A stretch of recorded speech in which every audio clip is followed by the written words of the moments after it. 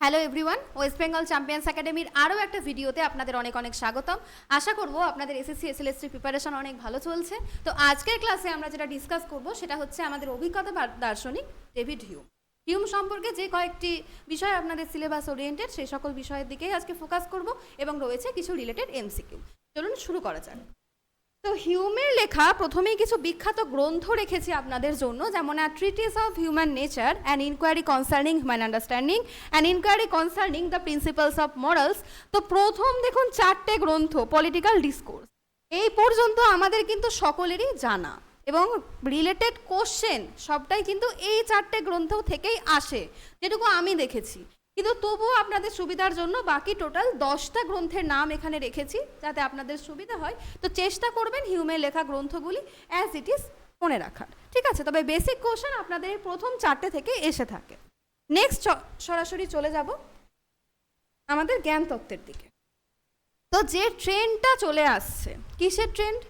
যখনই আমরা বুদ্ধিবাদ থেকে অভিজ্ঞতাবাদের দিকে এগোচ্ছি, একটা ট্রেন্ড চলে আসছে যে অভিজ্ঞতাটা আমরা পাচ্ছি কোথা থেকে। কারণ ডেকার্ত, স্পিনোজা, লাইবনিজ যখন পড়াচ্ছিলাম বা আমরা পড়েছি তখন দেখেছি যে বিশুদ্ধ বুদ্ধির আবার বিভিন্ন স্তর ভেদ করছেন, ঠিক আছে।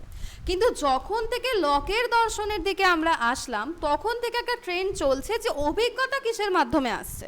লক যেমন বলেছেন সংবেদন অন্তর্বেদন, বার্কলেও পরবর্তীকালে স্বীকার করেছেন। দেখুন বার্কলের দর্শনে আমরা পড়েছিলাম যে সংবেদন বা জ্ঞানকে, অ্যাকচুয়াল যে জ্ঞানকে উনি দুভাগে ভাগ করছেন বা ধারণাকে উনি দুভাগে ভাগ করছেন। একটা হচ্ছে আমাদের সংবেদনজাত ধারণা, একটা হচ্ছে কল্পনাজাত ধারণা। বার্কলের দর্শনে ঠিক যে পোর্শনে ঈশ্বর আসছে আমি আপনাদের পড়িয়েছিলাম। তো হিউম পরবর্তীকালে কি করছেন, সেম ট্রেন্ড ফলো করে বলছেন যে উনি একটু অন্যভাবে বলছেন যে সংবেদনটা অ্যাকচুয়ালি উনি সংবেদন না বলে উনি বলছেন যে আমরা স্পেসিফিক্যালি জ্ঞান পাই দুভাবে, একটা হচ্ছে মুদ্রণ, একটা হচ্ছে ধারণা। মানে উনি সবার থেকে একটু ব্যতিক্রম কথা বলছেন। কিন্তু অনেক দার্শনিকরা মনে করেন, যেমন পরবর্তীকালে ধরুন কান্ট এসেছে, এজে এয়ার, তারপর হুসরেল, অনেকেই কিন্তু হিউমকে ফলো করেছেন। তারা অনেকেই বলেছেন যে হিউম হচ্ছেন লক এবং বার্কলের অনুসারী, মানে তাদের দুজনকে অনুসরণ করেছেন। এই নিয়েও প্রচুর মতপার্থক্য আছে যে হিউম আদৌ ইন্ডিপেন্ডেন্টলি কিছু তৈরি করেছেন নাকি ওনাদের ওপরে বেস করে একটা তত্ত্ব দিয়েছেন। এই নিয়ে প্রচুর বাদ বিতর্ক আছে, সেসবে ঢুকছি না। ডাইরেক্ট চলে যাব যে আমরা জ্ঞান কোথা থেকে পাই, ঠিক আছে? তো জ্ঞান কোথা থেকে পাই এটা বলতে গিয়ে হিউম কি করেছেন, দুটো বিষয়ের উল্লেখ করেছেন। একটা হচ্ছে মুদ্রণ, একটা হচ্ছে ধারণা। যে জিনিসটা আপনাদের প্রয়োজন সেটা হচ্ছে মুদ্রণ না ধারণার মধ্যে বেসিক পার্থক্যটা বোঝা। আর এখান থেকে কিন্তু আপনাদের প্রচুর কোশ্চেন আসে। আরও একটা জিনিস খুব ইজি একটা ওয়েতে আপনাদের বলবো, সেটা হচ্ছে যে ইমপ্রেশন বা মুদ্রণ সম্পর্কিত যদি কোনো প্রশ্ন আসে, মানে আমরা যে কোশ্চেনগুলো ধরুন ফেস করি, যেমন কোটেড কোশ্চেন। আমি বারবার ক্লাসে আপনাদের কোটেড কোশ্চেনের কথা বলে থাকি, কারণ কোটেড কোশ্চেনের আনসার করাটা একটু কনফিউজিং হয়। তো কোনো কোটেড কোশ্চেনে যদি মুদ্রণ কথাটা পান বা ইংলিশে যদি ইমপ্রেশন কথাটা পান, সেক্ষেত্রে চোখ বুঝে হবে আমাদের হিউম। কারণ হিউম ছাড়া এই পাশ্চাত্য দর্শনে মানে অভিজ্ঞতা আর বুদ্ধিবাদের 6 জনের মধ্যে ইমপ্রেশন কথাটা কিন্তু কেউ বলেন। তো ইমপ্রেশন জাতীয় কোনো কোট পেলে একদম হিউম, ঠিক আছে? তো সরাসরি ফোকাস করব জ্ঞানতত্ত্বের দিকে। এখানে কিছু বেসিক পার্থক্য আপনাদের সামনে উপস্থাপন করব। সেটা হচ্ছে যে মুদ্রণ হচ্ছে প্রত্যক্ষ অভিজ্ঞতা, ঠিক আছে, যা আমরা আমাদের ইন্দ্রিয়ের মাধ্যমে সরাসরি লাভ করি। এই মুদ্রণটা, ভাষাটা শুনতে একটু অন্যরকম লাগলেও জিনিসটা ভীষণ ইজি। আপনি আমি আমাদের অভিজ্ঞতায় যা কিছু পাই সবটাই হচ্ছে মুদ্রণ। বেসিক অভিজ্ঞতায় একটা পেন ধরে আছি, একটা আপেল দেখছি, একটা গাছ দেখছি, একটা পাহাড় দেখছি, যা কিছু আমরা আমাদের দৈনন্দিন অভিজ্ঞতায় চক্ষু, কর্ণ, নাসিকা, জিহ্বা, ত্বক দিয়ে পাচ্ছি, দ্যাট ইজ এক্সপিরিয়েন্স। আমাদের এক্সপিরিয়েন্সের মাধ্যমে এটা হচ্ছে, সেটাই হিউম বলেছেন মুদ্রণ। অনেকেই মনে করেন যে হিউমের মুদ্রণ বোধহয় ফিলোসফিতে নতুন কিছু, না, নামটা নতুন, কনসেপ্টসে, ঠিক আছে? তাহলে ধারণা কি? উনি বলছেন ধারণা হচ্ছে সেই মুদ্রণের প্রতিচ্ছবি। যে মুদ্রণ আমরা আমাদের প্রত্যক্ষ অভিজ্ঞতায় পাচ্ছি, ধারণা হচ্ছে সেই মুদ্রণের প্রতিচ্ছবি। আমরা যা মনে করি বা কল্পনা করি, যেমন একটা আপেল আমরা সংবেদনে দেখেছি, আমাদের ডেলি অভিজ্ঞতায় দেখেছি, সেই আপেলের কথাই যখন পরবর্তীকালে আবার ভাবছি বা স্মরণ করছি, দ্যাট ইজ আইডিয়া বা ধারণা। ভীষণ ইজি। নেক্সট রেফারেন্সে চলে আসবো। মুদ্রণ সবসময় বেশি তীব্র এবং জীবন্ত। মুদ্রণ সবসময় বেশি তীব্র এবং জীবন্ত। কারণ তার সরাসরি অনুভব থেকে আসে। একদম কোনো জিনিস ফ্রেশ কখন বলবো, যখন সবে সবে সেটা তৈরি হয়ে আসছে, তাই না? খাবার জিনিসকে ফ্রেশ কখন বলি, যখন সবে সবে সেটা ম্যানুফ্যাকচার হয়েছে বা সবে সবে পেলাম। তো মুদ্রণটাও তাই। যেহেতু আমি আপনি চোখে দেখছি, হাত দিয়ে টাচ করছি, গন্ধটা নিচ্ছি, এইখানে তো মিডিল কিচ্ছু নেই, কাজেই আমাদের মুদ্রণটা হচ্ছে সবসময় জীবন্ত। ঠিক আছে, নেক্সট, ধারণা তুলনামূলকভাবে দুর্বল কারণ তা স্মৃতি বা কল্পনার মাধ্যমে তৈরি হয়। ধারণা কিন্তু মুদ্রণের তুলনায় দুর্বল। কেন দুর্বল? বিগত 5 বছর আগে আপনি মুম্বাই বেড়াতে গিয়েছেন, 5 বছর পরে বসে আপনি সেই মুদ্রণের কথা ভাবছেন, সেই মুম্বাইয়ে বেড়াতে যাওয়ার যে স্মৃতি, মুম্বাইয়ের পরিবেশ, এইসব কথা আপনি ভাবছেন, তো স্মৃতিটা আপনার অনেকটা আবছা হয়ে গেছে। কিন্তু এই মুহূর্তে যে ব্যক্তি মুম্বাই দেখছে, একদম চোখের সামনে দেখছে, তার যে মুদ্রণ আর আপনি 5 বছর পর এসে ওটা ভাবছেন, আপনার যে ভাবনা, দুটো কি সেম? তার চোখে স্পষ্ট দেখার আপনি বাড়িতে বসে ভাবনা করা একদমই সেম না। ওটা অবশ্যই জীবন্ত। সেই ব্যক্তি যে এই মুহূর্তে এই তারিখে এই সময় দাঁড়িয়ে মুম্বাই দেখছে, আর আপনিও ঠিক এই সময় এই তারিখে এই সময় বসে মুম্বাইয়ের কথা ভাবছেন, আপনার ভাবনার থেকে সেই ব্যক্তি যে মুম্বাই দেখছে তার দেখাটা, তার মুদ্রণটা অনেক বেশি জীবন্ত হবে। এটাই এখানে প্রতিপাদ্য বিষয়। নেক্সট হচ্ছে মুদ্রণ ইন্দ্রিয় ও অন্তর্জগৎ দুই উৎস থেকেই আসতে পারে। এই একটা কনফিউজিং জায়গা। ম্যাডাম, মুদ্রণ বলতে আপনি তো বললেন যে চক্ষু, কর্ণ, নাসিকা, জিহ্বা, ত্বক, মানে আমাদের যে পঞ্চেন্দ্রিয়। তাহলে মনটাকে কি করব? মন দিয়েও কি মুদ্রণ হয়? অবভিয়াসলি হয়। হিউমি তো স্বীকার করছে যে মুদ্রণ ইন্দ্রিয় দিয়েও হতে পারে, অন্তর্জগৎ দিয়েও আসতে পারে। কেমন? চোখে দেখা, ক্রোধ অনুভব করা, ক্রোধ অনুভব করাটাও কিন্তু মুদ্রণ।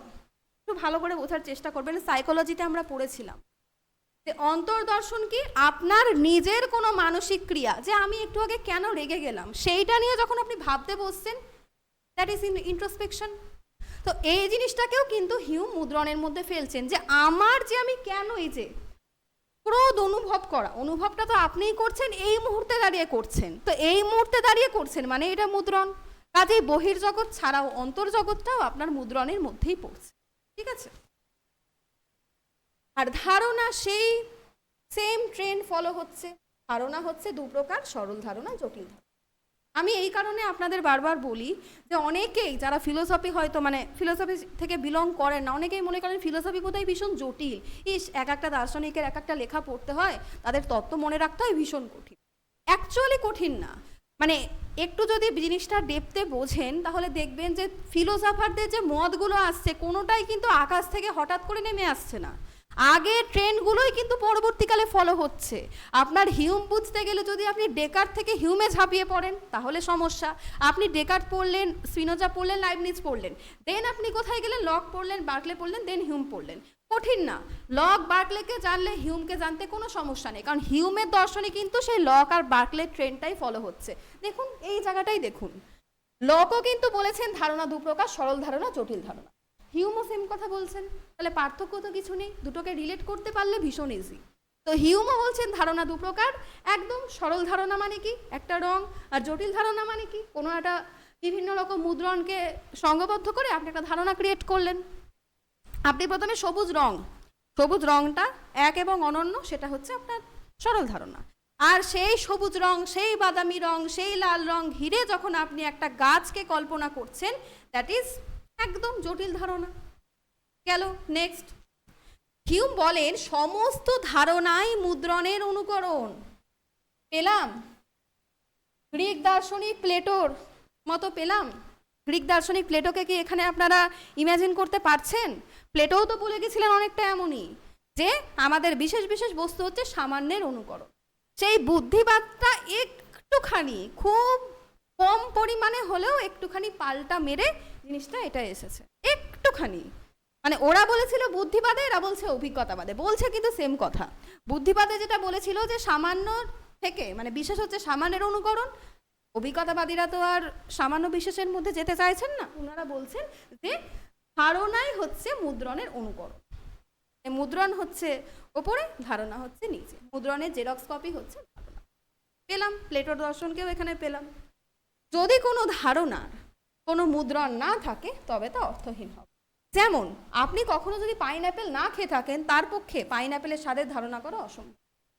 আমি কোনোদিন মুম্বাই যাইনি, আমি মুম্বাইয়ের ভিডিও দেখেছি বা মুম্বাই সম্পর্কে শুনেছি, আর আপনার পাশে থাকা ব্যক্তি সে মুম্বাই ঘুরে এসেছে, এই তো জাস্ট গত সপ্তাহে ঘুরে এসেছে। তাহলে সে যদি বসে মুম্বাই সম্পর্কে চিন্তা করে আর আপনি ইউটিউব ভিডিও দেখে মুম্বাই সম্পর্কে চিন্তা করেন, তাহলে কি তার চিন্তাটা স্পষ্ট হবে? অবশ্যই ম্যাম, যে মুম্বাই ঘুরে এসেছে তারটা। যে কোনোদিন মুম্বাই ঘোরেনি, মুম্বাই সম্পর্কে যার মুদ্রণ হয়নি, তার পক্ষে স্পষ্ট ধারণা করা সম্ভব না। যে কোনোদিন পাইনঅ্যাপেল খায়নি, ছুঁয়েও দেখেনি, সে কি করে পাইনঅ্যাপেলের স্বাদ সঠিকভাবে কল্পনা করবে? দেখুন, কল্পনা করাই যায়, বাড়িতে বসে আমরা কল্পনা করতেই পারি যে মুম্বাই ঘুরছি, পুরী ঘুরছি, দীঘা ঘুরছি।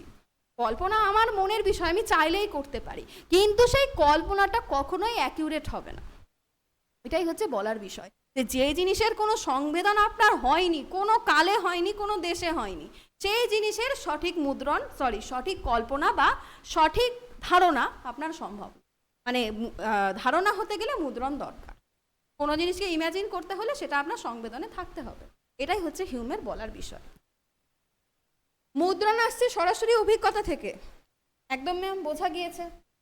ধারণা আসছে মনের মধ্যে সেই অভিজ্ঞতার ছায়া হিসেবে, খুব ভালো করে বোঝা গিয়েছে, এখানে কোনো সমস্যা নেই। হিউমের মতে আমাদের চিন্তার সমস্ত বিষয়ই শেষ পর্যন্ত এম্পিরিক্যাল, অভিজ্ঞতা লব্ধ, অর্থাৎ মুদ্রণ থেকেই সব ধারণার জন্ম। হয়ে গেল হিউমের তাহলে ইমপ্রেশন এন্ড আইডিয়া শেষ। এইবার চলে আসবো হিউমের দু প্রকার জ্ঞানের মধ্যে। এইবার আপনাদের কাছে আমার একটা প্রশ্ন, যেহেতু ক্লাসটা লাইভ হচ্ছে না, রেকর্ড হচ্ছে, তো আপনাদের কাছে আমি প্রশ্নটা করছি অনেস্টলি, আপনারা নিজেরা নিজেদের মধ্যে কোশ্চেনটা অবশ্য আনসার করতে পারেন, মানে আপনাদের নিজেদেরকে এক্সামিন করা হবে ভিডিওটা দেখার সময়। এই যে কোশ্চেনটা, এই যে কোশ্চেন বলছি জায়গাটা, যে Hume then an enquiry concerning human understanding গ্রন্থে দু প্রকার জ্ঞানের কথা বলছেন। One is relation of ideas and other is matters of fact. খুব ভালো কথা, দু প্রকার জ্ঞানের মধ্যে পার্থক্য।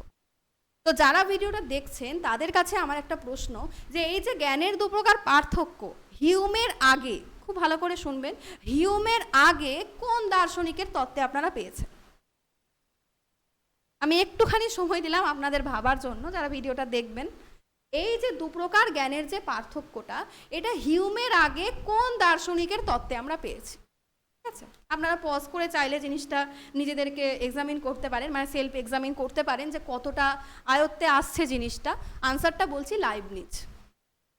লাইবনিজ পড়াতে গিয়ে আপনাদের আমি বলেছিলাম যে লাইবনিজ কিন্তু দু প্রকার জ্ঞান স্বীকার করছেন, তাই না? ঠিক সেম ট্রেন্ডটা ফলো করছেন পরবর্তীকালে হিউম।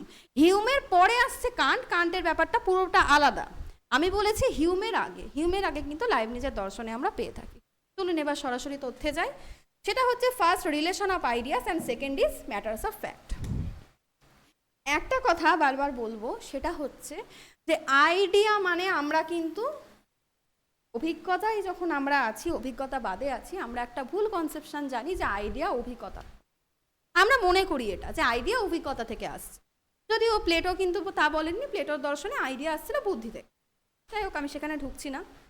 তো ফার্স্ট যে প্রকার জ্ঞান, সেটা হচ্ছে আমাদের রিলেশন অফ আইডিয়াস। এই রিলেশন অফ আইডিয়া কিন্তু হিউমের মতে সম্পূর্ণ বুদ্ধিগত, সম্পূর্ণ বুদ্ধিগত। চলুন দেখে নিই। এই ধরনের জ্ঞান সম্পূর্ণভাবে যুক্তির ওপর নির্ভর। ম্যাম যুক্তি কি? যুক্তি ইজিক্যালটা হচ্ছে বুদ্ধি, কারণ বুদ্ধির ইংলিশ আমরা কি পাই? বুদ্ধির ইংলিশ হচ্ছে আমাদের র্যাশনালিটি। র্যাশনালিটি ইজিক্যালটা হচ্ছে যুক্তি। গেল। এটি বিশ্লেষণাত্মক এবং আবশ্যিক সত্য। এই লাইনটা আপনাদের কোশ্চেনে আসে যে নেসেসারিলি ট্রুথ। নেক্সট, এর সত্যতা নির্ভর করে ধারণার মধ্যে সম্পর্ক বুঝে নেওয়ার ওপর। দেখুন, লকের দর্শন পড়তে গিয়ে আমরা একটা লাইন পেয়েছিলাম যে তাহলে জ্ঞান কি? লককে যখন জিজ্ঞেস করা হলো যে বস্তুস্বরূপ তো আপনি জানেন না, তাহলে জ্ঞান কি? লক কিন্তু বলেছিলেন যে জ্ঞান হচ্ছে ধারণার মধ্যে মিল বা অমিল প্রত্যক্ষ করা। একটু স্মরণ করে দেখুন, তো সেম ব্যাপারটা হিউমও ফলো করছেন, যে সত্যতা নির্ভর করে কি? ধারণার মধ্যে সম্পর্ক বুঝে নেওয়ার ওপর। নেক্সট উনি বলছেন এগুলো সব সময় অপরিবর্তনীয় সার্বজনীন সত্য। যেমন 3 5 15, তিনটি কোণের সমষ্টি 180 ডিগ্রি। একদম 3 5 15 এটা হচ্ছে সার্বিক সত্য। আমি যদি আজকে ক্লাস করাতে এসে আপনাদের বলি যে না আমি রিসার্চে পেয়েছি 3 5 20, আপনারা কিন্তু কেউ বিশ্বাস করবেন না। কেন বিশ্বাস করবেন না? কারণ এটা তো ম্যাম আমাদের বুদ্ধি দ্বারাই প্রমাণিত। এর জন্য আবার আমরা কোনো ভ্রান্ত ধারণা কেন পোষণ করব? একদম। নেক্সট, এগুলোকে আমরা সবসময় এ প্রায়োরাই বলি, যেহেতু অভিজ্ঞতার আগে এটা সত্য। এর সত্যতা আমরা কেবল চিন্তা বা যুক্তি দিয়েই উপলব্ধি করতে পারি, এর জন্য বাস্তব জগৎ পর্যবেক্ষণের প্রয়োজন নেই। এটি তর্কাতীত সত্য, এর বিপরীত কল্পনা অসঙ্গত। এই ঝামেলাটা কিন্তু আমরা লাইবনিজের দর্শনেও পেয়েছিলাম, যে কোন ধারণার স্ববিরোধী হলে কোনো সমস্যা নেই, কোন ধারণার স্ববিরোধী হলে সমস্যা আছে, এই সমস্ত বিষয় আমরা কিন্তু অলরেডি লাইবনিজের দর্শনে সেই ঝামেলা দেখে এসেছি। এইখানে এসে সেই ঝামেলায় পড়ার কোনো কারণ নেই। যেটা বুদ্ধিগ্রাহ্য তার বিপরীত কল্পনা অসঙ্গত, তার বিপরীত কল্পনা অসঙ্গত। ঠিক যেমন 3 × 5 = 15 আর 3 × 5 = 20। আমি যদি বলি 3 × 5 = 20, বিপরীত ধারণা আপনারা মানবেই না, মানে মানা সম্ভবই না, এখানে বলতে চাইছে। নেক্সট হচ্ছে এই টাইপের যে বিষয়, মানে যেটা হচ্ছে রিলেশন অফ আইডিয়াস, সেটা হচ্ছে গণিত, যুক্তি এবং জ্যামিতি থেকে নেওয়া। এই ধরনের তথ্য বিশ্বে কোথাও বাস্তবে ঘটে কিনা তার উপর নির্ভর করে না। 3 × 5 = 15 আদৌ আমাদের চোখের সামনে ঘুরে বেড়াচ্ছে কিনা, কোনো পৃথিবীতে আছে কিনা, ম্যাটার করে না। ঠিক আছে, বাস্তব অভিজ্ঞতার উপর এটা ম্যাটার। নেক্সট চলে আসবো আমাদের ম্যাটার্স অফ ফ্যাক্ট, যেটা হচ্ছে সম্পূর্ণ অভিজ্ঞতা ভিত্তিক, অভিজ্ঞতা ভিত্তিক। তো এই ধরনের জ্ঞান আসে একদম ম্যাম এম্পিরিক্যাল নলেজ, ইন্দ্রিয়গম্য বাস্তবতা, এই সমস্ত জ্ঞান হচ্ছে পরীক্ষাযোগ্য, পরিবর্তনযোগ্য এবং আপেক্ষিক সত্য। আপেক্ষিক সত্যকে আমরা কি বলি? Contingent truth. তাহলে প্রথমটা ছিল হচ্ছে necessarily true, next one is আপেক্ষিক সত্য বা কন্টিনজেন্ট। যেহেতু এটা অভিজ্ঞতা থেকে আসছে, আমি যদি বলি আপনাদের, যেমন ধরুন যদি তাজমহলের উদাহরণটা দিই, তাজমহল শ্বেত পাথর দিয়ে তৈরি, সাদা, কিন্তু এখন কি হয়েছে, তাজমহলে যে SO2 প্রভাবের জন্য কি হয়েছে, একটুখানি কালচে কালচে বা একটু খয়েরি টাইপের ভাব ধরেছে। তো কোনো একজন ব্যক্তি তাজমহল দেখে এসে বললেন, ম্যাম তাজমহল অনেকটা খয়েরি কালার। আমি বলছি না, তাজমহল তো সাদা, কারণ শ্বেত পাথর দিয়ে তৈরি। কাজেই অভিজ্ঞতায় প্রাপ্ত জ্ঞান কিন্তু ভিন্ন হতেই পারে, কোনো সমস্যা নেই। আপনার চোখে সেটা খয়েরি লেগেছে, আমার চোখে সাদা লেগেছে, এতে কোনো সমস্যা নেই। অর্থাৎ বিরোধী চিন্তা করলে কোনো বিরোধ হয় না। ঠিক আছে, বিরোধী চিন্তা আপনি করতেই পারেন, কোনো সমস্যা নেই। এটা এখানে বলছে পরিবর্তনযোগ্য এবং আপেক্ষিক সত্য। এর বিপরীত চিন্তা করা সঙ্গত, সম্ভব, আপনি করতেই পারেন। সূর্য আগামীকাল উঠবে না কেন ম্যাম? সূর্য তো মানে যখন থেকে পৃথিবী তৈরি হয়েছে সবাই সূর্যকে দেখেছে, কিন্তু আমাদের 50 বছর পরের জেনারেশন যে দেখবে বা 500 বছর পরে যে সূর্যকে দেখা যাবে তার কোনো গ্যারান্টি কি আছে? যেমন ধরুন নরওয়ের মানুষ যারা আমাদের মেরু অঞ্চলে থাকে, তারা তো একটানা বহুদিন সেখানে রাত থাকে। তাহলে সেইখানে গিয়ে কোনো ব্যক্তি 2 মাস কাটিয়ে এসে যদি বলে যে ওখানে সূর্য নেই, সূর্য ওঠে না, বা ওখানে থাকা কোনো ব্যক্তি যদি 6 মাস বলে, 6 মাস থেকে যদি বলে সূর্য নেই, সূর্য বলে কিচ্ছু নেই, কিন্তু আপনি বলছেন সূর্য আছে, কিন্তু দুজনেরই অভিজ্ঞতা ভিত্তিক জ্ঞান। সেক্ষেত্রে উনি বলছেন সূর্য নেই, আপনি বলছেন সূর্য আছে, দুজনের জ্ঞানই সত্যি। আর এটাই হচ্ছে আমাদের ম্যাটার্স অফ ফ্যাক্ট। আশা করছি বোঝাতে পেরেছি। নেক্সট, এই ধরনের জ্ঞানকে অভিজ্ঞতার পরে জানা যায়, যেমন হচ্ছে আগুন গরম, পাথর শক্ত, নিউটনের আপেলের পতন, এই সমস্ত কিছুকে আমরা ম্যাটার্স অফ ফ্যাক্টের মধ্যে ফেলি। এবার অনেকে বলবেন ম্যাম আগুন গরম, এটা আবার কেমন উদাহরণ? আগুন তো সত্যিই গরম, কিন্তু একটু ভেবে দেখুন যে এই মেরু অঞ্চলে সে আন্টার্কটিকার তীব্র ঠান্ডায় আমরা গিয়ে আমাদের হাত পা বরফে জমে গেছে, একটা দেশলাইয়ের কাঠি জেলে আগুন ধরালাম আপনার সামনে, বললাম সেই আগুনে আপনি হাত রাখুন, কোনো যায় আসবে? আগুনের উষ্ণতার কি আপনি আদৌ ফিল করবেন না। কাজেই পরিস্থিতি ভেদে, স্থানকাল পাত্র ভেদে কিন্তু আগুন গরম এই কথাটাও কিন্তু অস্বীকৃত। একটু ভেবে দেখুন, ওই কনকনে ঠান্ডায় দেশলাইয়ের কাঠির ওইটুকু আগুন, ওটা কিন্তু আগুনই, কিন্তু ওই আগুন থেকে আপনি উষ্ণতা পাবেন না একদম। তো সেটাই বলা হচ্ছে যে অভিজ্ঞতা ভিত্তিক জ্ঞান সবসময় কি হয়, চেঞ্জ হয়। আর এই ধরনের জ্ঞানের ক্ষেত্রে আমি স্ববিরোধী চিন্তা করতেই পারি বা বিপরীত চিন্তা করতেই পারি। ঠিক আছে, আচ্ছা নেক্সট চলে আসবো হিউমের দর্শনের সব থেকে ইম্পর্টেন্ট জায়গায়। পাশ্চাত্য দর্শনের এতটা যে মানে যেটুকুনি আমরা পড়েছি বা জানি, আমাদের স্বল্প জ্ঞানে যেটুকু পাই, তার মধ্যে দেখবেন সর্বপ্রথম কার্যকারণ নিয়ে মাথা ঘামিয়েছেন ডেভিড হিউম। বাকি আর কারোর তত্ত্বে কিন্তু কার্যকারণটা আমরা পাই না, মানে এই পর্যন্ত আসা। পরবর্তীকালে তো আমাদের প্রচুর দার্শনিক মানে এরকম জিনিস আমরা পাই, মিলের দর্শনে পাই, কার্পেট রিডের কাছে পাই, সেগুলো পড়ে। এইটুকুনির মধ্যে হিউম হচ্ছেন এমন একজন দার্শনিক যিনি কার্যকারণ নিয়ে কথা বলছেন। তো চলুন জেনে নিই কারণের ব্যাপার। এইবার চলে আসবে অ্যানাদার ইম্পর্টেন্ট লাইন, সেটা হচ্ছে যে বার্কলের দর্শনে আমরা পেয়েছিলাম যে অস্তিত্ব প্রত্যক্ষ নির্ভর।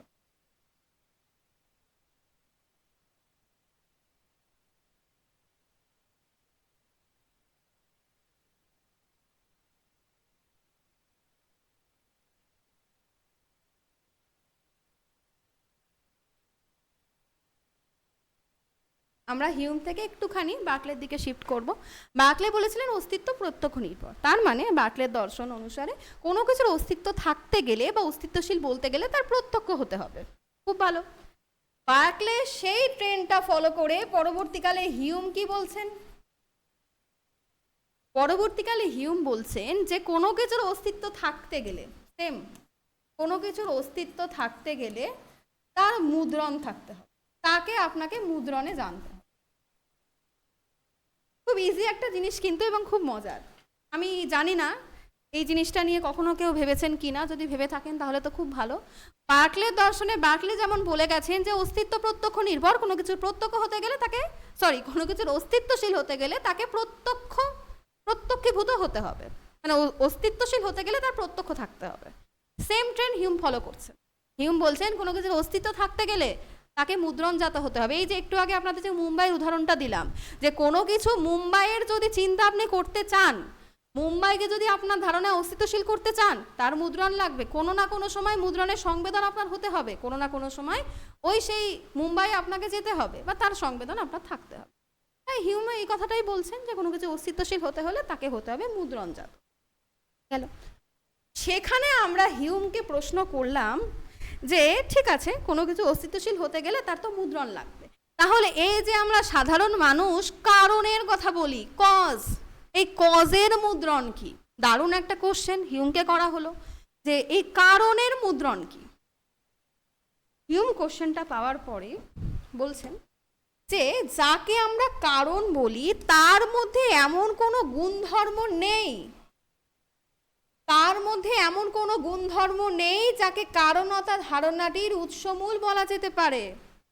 হিউমকে যখন কোশ্চেন করলাম কারণের মুদ্রণ হয়, হিউম বলছে না, হয় না। কেন হয় না? কারণের কোনো গুণবত্তা নেই। এবার প্রশ্ন, ম্যাম মুদ্রণের সঙ্গে গুণ কোথা থেকে আসলো? কারণ মুদ্রণটা কিসের হচ্ছে? সেই গুণেরই তো মুদ্রণ হচ্ছে। যখন আপনি মুম্বাই বেড়াতে গেলেন, বা আমি একটা সহজ উদাহরণ দিই, একটা পেন, আমার হাতে পেনটা থাকে তো সবসময় আমি আপনাদের পেনটা দেখিয়েই উদাহরণ দেওয়ার চেষ্টা করি। এই পেনটা, এই পেনের মুদ্রণ হলো, পেনটার একটা কালার আছে, ব্ল্যাক কালার, প্লাস্টিক মেটেরিয়াল দিয়ে তৈরি, এগুলোই হচ্ছে পেনটার গুণধর্ম। তাহলে মুদ্রণ কিসের হলো? মুদ্রণ হলো ম্যাম এই পেনটার যে বাহ্য রূপটা, তার মুদ্রণ হলো। তাহলে কারণের মুদ্রণ হতে গেলে কারণেরও তো কিছু বৈশিষ্ট্য লাগবে, কারণ লাল রং, নীল রং, কারণ লম্বা, কারণ বেটে, কিছু তো একটা লাগবে। তো হিউম বলছেন না, কারণের কোনো গুণধর্ম নেই, দ্যাটস ওয়াই কারণের মুদ্রণ হয় না। হিউমকে আবার প্রশ্ন করা হলো, ঠিক আছে কারণের মুদ্রণ হয় না, কিন্তু তাও সাধারণ মানুষ কেন আমরা কারণ কার্য নিয়ে এত মাথা ব্যথা করি? পৃথিবীতে তো আছে, কারণ কার্য তো আছে, আপনি আমি কিন্তু প্রত্যেক দিনে দৈনন্দিন জীবনে কারণ কার্য নিয়ে মোটামুটি মাথা ঘামাই। হিউম বলছেন হ্যাঁ, স্বাভাবিক মানুষ আমরা মাথা ঘামাই, কিন্তু কারণটা আসলে কি? কারণ কোশ্চেন, কারণ কি? হিউম তখন বলছেন যে কারণের ধারণাটির মূলে কোনো ধর্ম নেই, আছে কি সম্বন্ধ। ভালো করে বোঝার চেষ্টা করবেন, কারণের ধারণার মূলে কোনো মুদ্রণ নেই, আছে কেবল সম্বন্ধ আর রিলেশন। কেমন রিলেশন? হিউম তিনটে সম্পর্কের কথা বলেছেন। First one is law of contiguity, সান্নিধ্য সম্পর্ক। ভালো করে বুঝবেন, কারণটাকে উনি সম্বন্ধ দ্বারা ব্যাখ্যা করছেন। ফার্স্ট সম্বন্ধ হচ্ছে আমাদের সান্নিধ্য। সান্নিধ্যটা কেমন? উনি বলছেন যে যাকেই আমরা কারণ অথবা কার্য বলি তারা হচ্ছে সন্নিহিত ঘটনা। জিনিসটা একটু ক্লিয়ার করছি, বেসিক উদাহরণ দিই। ঘন কালো মেঘ করেছে, কারণ বৃষ্টি হলো, কার্য। তো আমরা ছোট থেকে দেখে আসছি যে ঘন কালো মেঘ করছে মানেই বৃষ্টি হবে, দ্যাটস ওয়াই মেঘ হচ্ছে বৃষ্টির কারণ। ভালো। তো মেঘ আর বৃষ্টি হচ্ছে সন্নিহিত ঘটনা। সন্নিহিত ঘটনা মানে হচ্ছে যেটা আমরা সান্নিধ্য সম্পর্কের দ্বারা বলছি, মানে মেঘের সান্নিধ্য, মেঘ এবং বৃষ্টির মধ্যে একটা সান্নিধ্য আছে। তো এই সান্নিধ্য সম্পর্ক, যে মেঘের পরেই বৃষ্টিটা আসছে বা দুটোর মধ্যে একটা একতা আছে, তো এই জিনিসটার জন্যই আমরা সবসময় মেঘকে বৃষ্টির কারণ বলি। ভালো। আর একটা কোশ্চেন হিউমকে করা হলো যে সবসময় যে মেঘের পরে বৃষ্টি হয় এমনটা তো না। মেঘ হওয়ার পরে ঝোড়ো হাওয়া হচ্ছে, তুফান আসছে, তারপর হচ্ছে আরও যা কিছু মানে ঝোড়ো হাওয়া এইসব হচ্ছে, টিপটিপ বৃষ্টি পড়ছে, তারপরে গিয়ে গোটা বৃষ্টিটা নামছে। হিউম বলছেন ঠিক আছে, কোনো সমস্যা নেই, একটা কারণ আর কার্যের মধ্যে হাজারো সন্নিহিত ঘটনা থাকে, যে মেঘ হলো, তারপরে হালকা হাওয়া শুরু হলো, তারপর ঝোড়ো হাওয়া শুরু হলো, তারপরে গিয়ে বৃষ্টি নামলো। তো এ থেকে জেড, এ হচ্ছে কারণ, জেড হচ্ছে কার্য। তো B C D E F G H হাজারো তার মাঝখানে ঘটনা থাকতে পারে, কিন্তু সেই ঘটনাগুলোও তো সন্নিহিত। মেঘ হওয়ার পরে কি হলো, হালকা একটা হাওয়া উঠলো, হালকা হাওয়া ওঠার পরে ঝোড়ো হাওয়া উঠলো, তাহলে মেঘ হাওয়া, হালকা হাওয়া, ঝোড়ো হাওয়া, দেন বৃষ্টি, এই যে চারটে ঘটনাও তো পরস্পর সন্নিহিত। কাজে কারণ আর কার্য সবসময় এক নাও হতে পারে, মানে এ থেকে জেডে নাও লাফাতে পারে, মাঝখানে B C D E F হাজারো থাকতে পারে, তো তারাও সন্নিহিত। এটা গেল আমাদের ফার্স্ট ল। এই সন্নিহিত থাকার জন্যই আমরা সবসময় কি করি, বৃষ্টিকে মেঘকে বৃষ্টির কারণ বলে মনে করি। First one. নেক্সট হচ্ছে আমাদের পূর্ববর্তীতা, কালিক পূর্ববর্তীতা বা temporal priority. Very very important. উনি বলছেন যে যাকে আমরা কারণ বলি, যাকে আমরা কার্য বলি, তার পূর্ববর্তী, মানে অ্যাকচুয়ালি ঘটনাটা কি বলছে, যে যাকে আমরা কারণ বলি বা যাকে আমরা কার্য বলি, তো সবসময় কি দেখি যে কার্যের আগে কারণটা ঘটে। প্রথমে দুম করে বৃষ্টি নেমে গেল, তারপরে মেঘ হলো, এমনটা তো হয় না। বা এমনটাও হলো না যে মৃত্যু হয়ে গেল, তার 5 দিন পরে হৃদযন্ত্রটা বন্ধ হলো, হৃৎপিণ্ড বন্ধ হলো।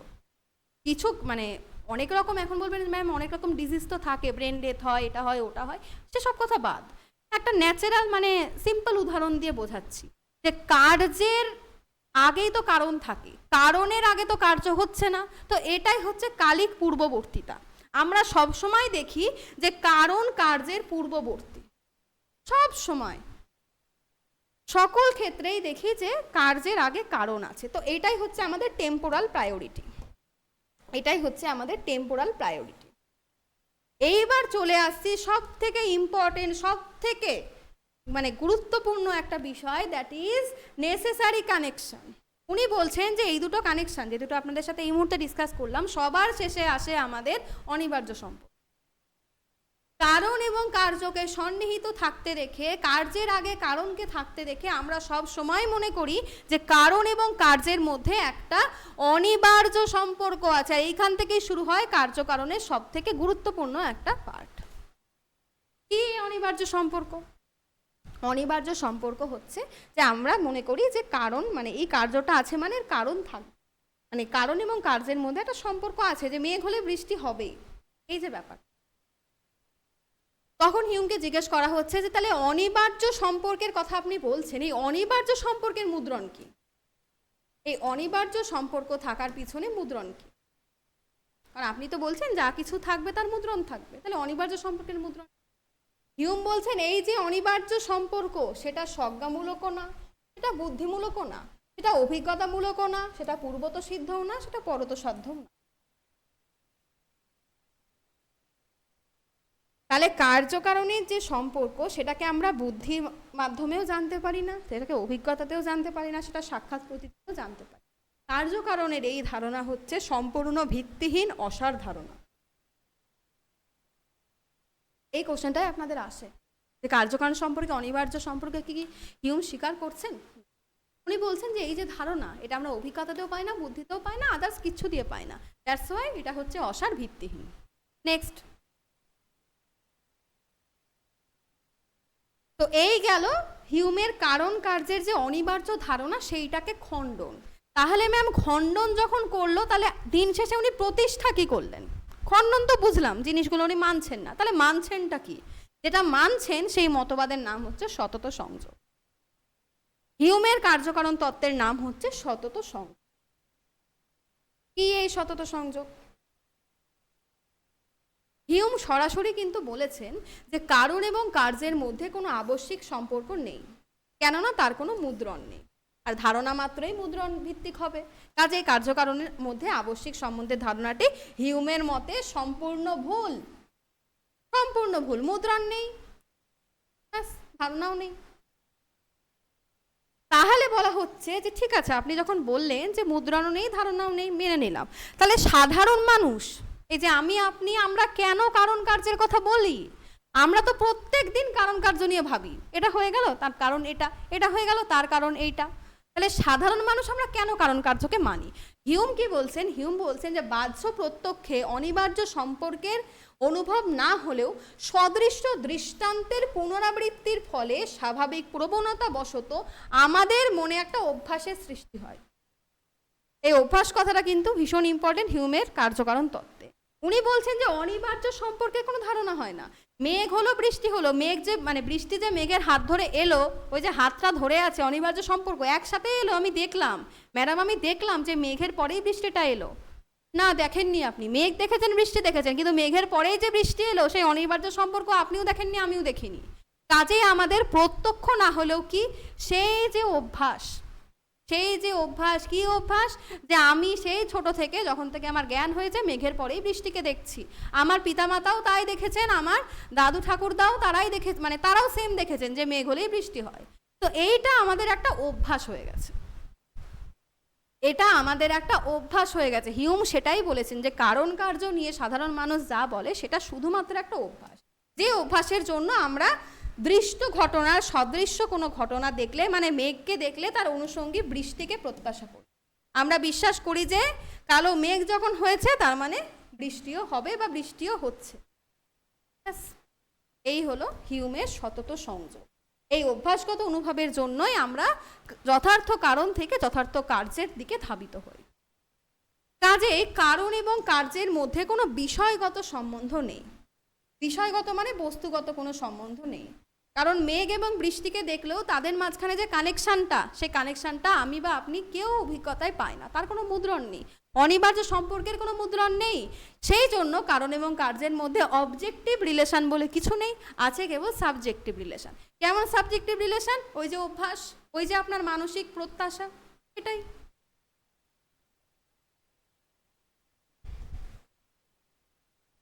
এটাই হিউম বলছেন যে অভিজ্ঞতার উপর ভিত্তি করে, তাই এটাই বলা চলে যে যদি কারণ ঘটে তাহলে কার্য সর্বদা অনুবর্তী ঘটনা হবে। সহজ কথায় হিউমের মতে ককে ক্ষয়ের কারণ বলা যাবে যদি ক ক্ষয়ের পূর্ববর্তী হয় এবং ক এবং ক্ষয়ের মধ্যে সতত সংযোগের অভিজ্ঞতা হয়।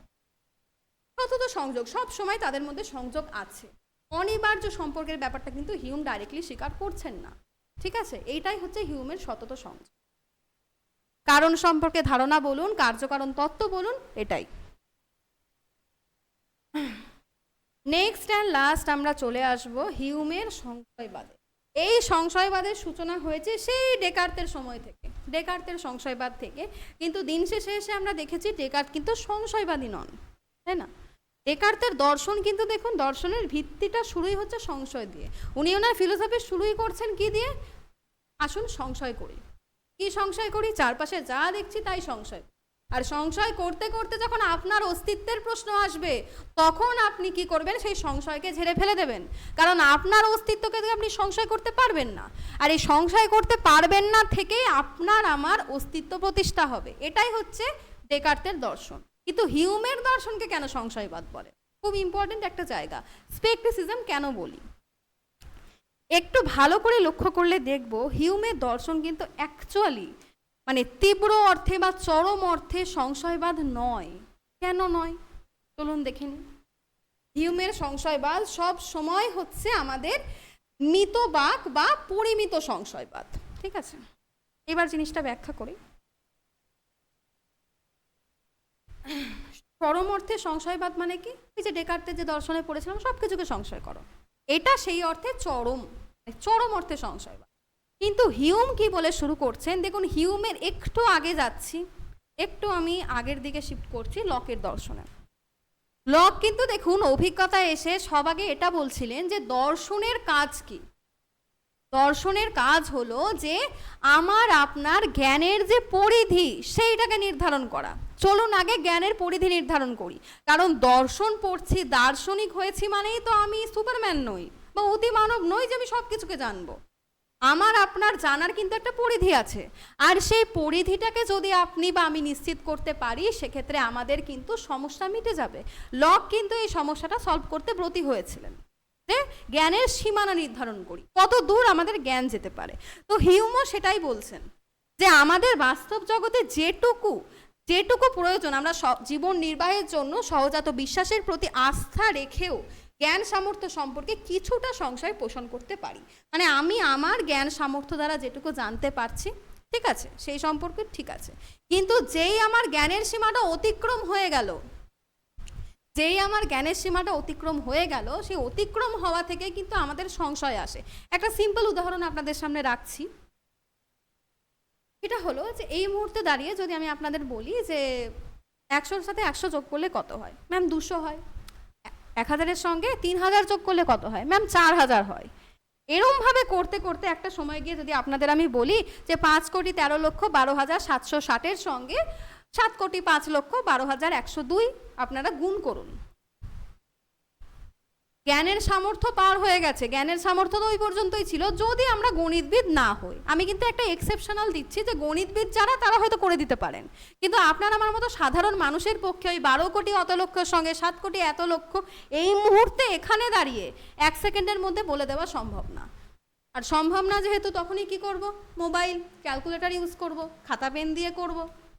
কেন করব? কারণ সংশয় আছে। আপনি তো চাইলেই বলে দিতে পারতেন ম্যাডাম আনসারটা এটা হবে, কিন্তু পারলেন না। কেন পারলেন না? আপনার সংশয় আছে। যে সংশয়টা কিন্তু 2-2-4-এর সময় আপনার ছিল না। কাজেই 2-2-4টা হচ্ছে আপনার জ্ঞানের পরিধি।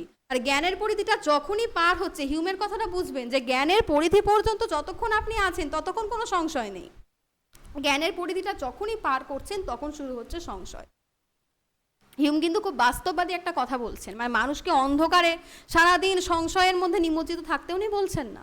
উনি বাস্তববাদী হয়ে বলছেন যে সংশয় করো, ঠিক আছে, কিন্তু যেটুকু তোমার জ্ঞানে আছে সেই পর্যন্ত নয়। তুমি তোমার জীবন নির্বাহ করো, কিন্তু যখনই সেই জ্ঞানের ওপরে ওঠার তুমি চেষ্টা করছো তখন তুমি এটাই হিউমের বক্তব্য।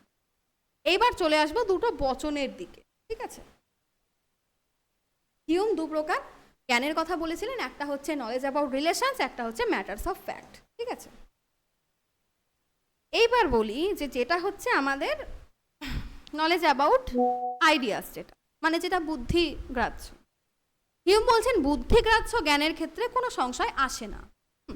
বুদ্ধিগ্রাহ্য জ্ঞানের ক্ষেত্রে কোনো সংশয় আসে না। এবার আপনি বলবেন ম্যাম ম্যাথামেটিক্সের উদাহরণটা তো আপনি দিলেন, এটা শুধুমাত্র হিউমের গোটা তত্ত্বটাকে বোঝানোর জন্য আমি বলেছি যে উনি অ্যাকচুয়ালি সংশয়টা করতে বলছেন কোথায়।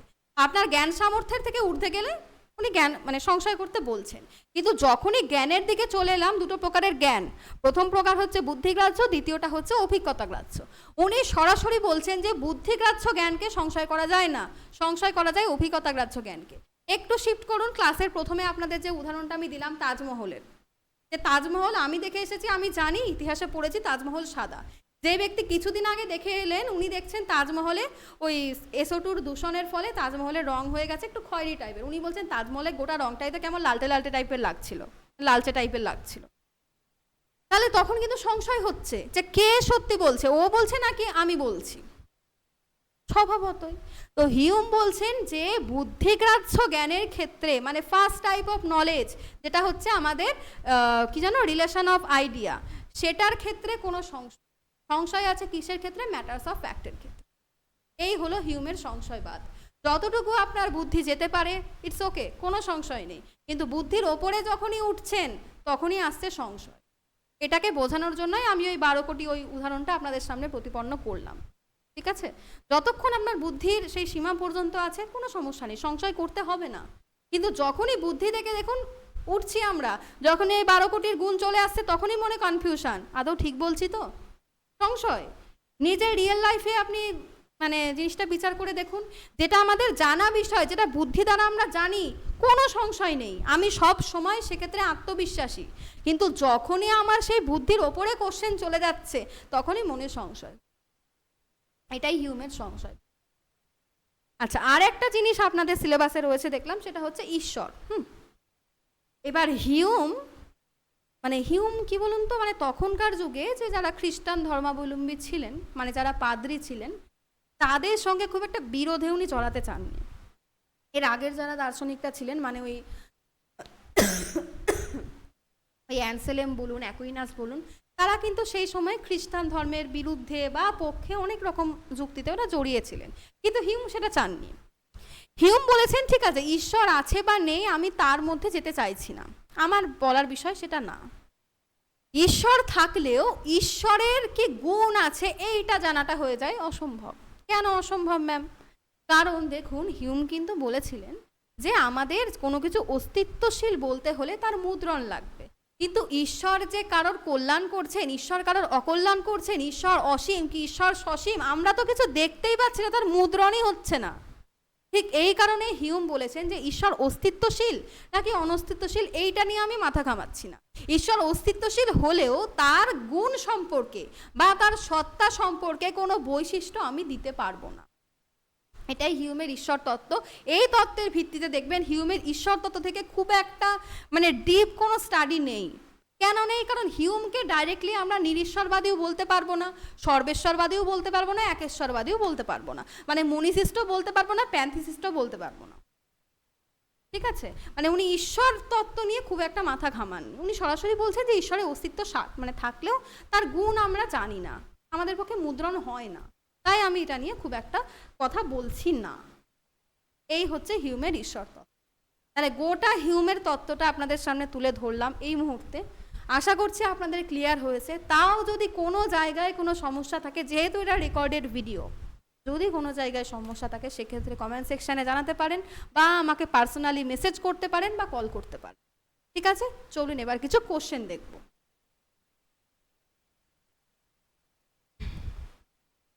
First question, Hume relations of ideas বলতে কি বোঝে?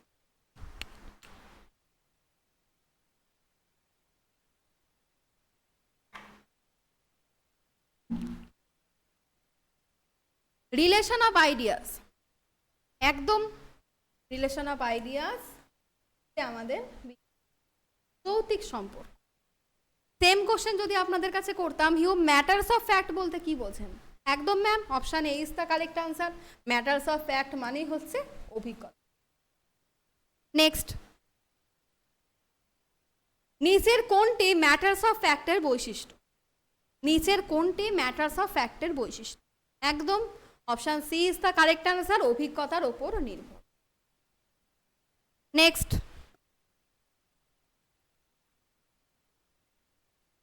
ম্যাটার্স অফ ফ্যাক্টকে প্রত্যাখ্যান করার ফলে কি হয়? ম্যাটার্স অফ ফ্যাক্টকে প্রত্যাখ্যান করার ফলে কি হয়, মানে নেগেট করলে কি হয়? একদম ম্যাটার্স অফ ফ্যাক্ট তো অভিজ্ঞতা ভিত্তিক, এম্পিরিক্যাল, কোনো স্ববিরোধ হয় না, কোনো স্ববিরোধ হয় না।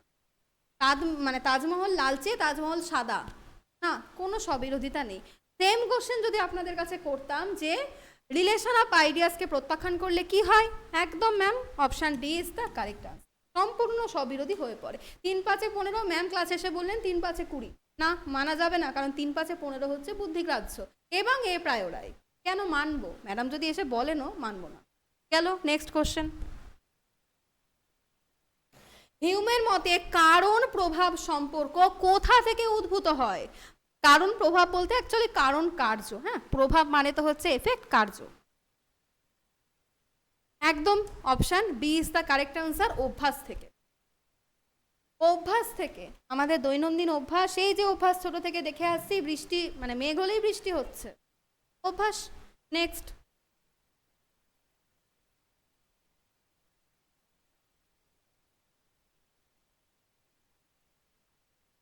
হিউমের কারণতার তত্ত্ব অনুসারে এ ঘটলে বি ঘটবে, এই ধারণা কোথা থেকে আসে? একদম এখানে লেখাই আছে সতত সংযোগ, option C is the correct answer. Next, হিউমের মতে, এক মিনিট, হিউমের মতে আমরা কারণতা অনুভব করি না, বরং কি করি? কারণতা আমরা অনুভব করি না, একদম হিউম তো বলেছেন কারণের কোনো মুদ্রণ হয় না, তাহলে কি করি? তাহলে ম্যাম কল্পনা করি, তাহলে কল্পনা করি। এখানে কল্পনার বদলে যদি বলতো অভ্যাস, যদি বলতো অনুমান,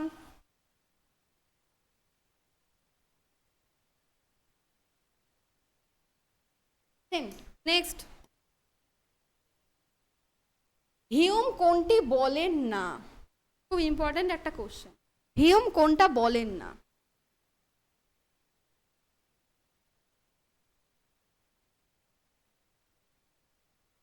পজ করে দেখে নেবেন, option A is the correct answer, কারণতা যুক্তিগ্রাহ্য বিষয়। আমি কিন্তু আপনাদের পড়ানোর সময় জিনিসটা উল্লেখ করলাম যে কারণকে বুদ্ধি দিয়েও জানা যায় না, কারণকে অভিজ্ঞতা দিয়েও জানা যায় না, কারণকে আমাদের যে ওই ইনটিউশন সেটা দিয়েও জানা যায় না। কারণ পূর্বত সিদ্ধও না, কারণ পরত সাধ্যও না, একদম। তাহলে কারণকে কি করে বলতে পারি যুক্তিগ্রাহ্য? পারি না। Option A is the correct answer. Next question, Hume অনুযায়ী জ্ঞানের মৌল উপাদান কি? জ্ঞানের মৌল উপাদান কি? একদম option C is the correct answer. এখানে অনুভূতি মানেই হচ্ছে মুদ্রণ, অনুভূতি মানেই হচ্ছে মুদ্রণ, অনুভূতি মানেই হচ্ছে সেন্সেশন, অনুভূতি মানেই হচ্ছে সংবেদন। নেক্সট, যে ধারণার কোনো ইমপ্রেশন নেই হিউম তাকে কি বলেন? একদম option C is the correct answer. এটা আমাদের বোঝার উচিত। অনেকেই মনে করেন যে হিউম বলছেন যে যার মুদ্রণ নেই সেটা মিথ্যা বা সেটার অস্তিত্ব, মানে উনি বলছেন যে সেটা অবৈধ। হ্যাঁ, অবৈধ কিন্তু উনি বলেন না, উনি বারবার বলেছেন নিরর্থ, তার কোনো অর্থ নেই, তার কোনো ভ্যালু নেই। ঠিক আছে, অবৈধ কথাটা উনি বলেননি, উনি বারবারই নিরর্থক বলেছেন। ঠিক আছে, next and last question, next and last question, question number 10। হিউমের মতে কারণতার সম্পর্ক কেবলমাত্র একটি সতত সংযোগ। এই বক্তব্যে তিনি কোন বুদ্ধিবাদী তত্ত্বকে প্রত্যাখ্যান করেন? খুব ভালো করে বুঝবেন, বুদ্ধিবাদী তত্ত্ব, কোন বুদ্ধিবাদী তত্ত্বকে প্রত্যাখ্যান করছেন? ভীষণ ইজি ম্যাম, কোনো টেনশনের দরকার নেই। বুদ্ধিবাদী তত্ত্ব এলাম, বুদ্ধি ইজ ইকাল টু যুক্তি। আমি একটুখানি বড় করে দিই লেখাটা। কোন বুদ্ধিবাদী তত্ত্ব কোশ্চেনে চেয়েছিল যে কোন বুদ্ধিবাদী তত্ত্ব?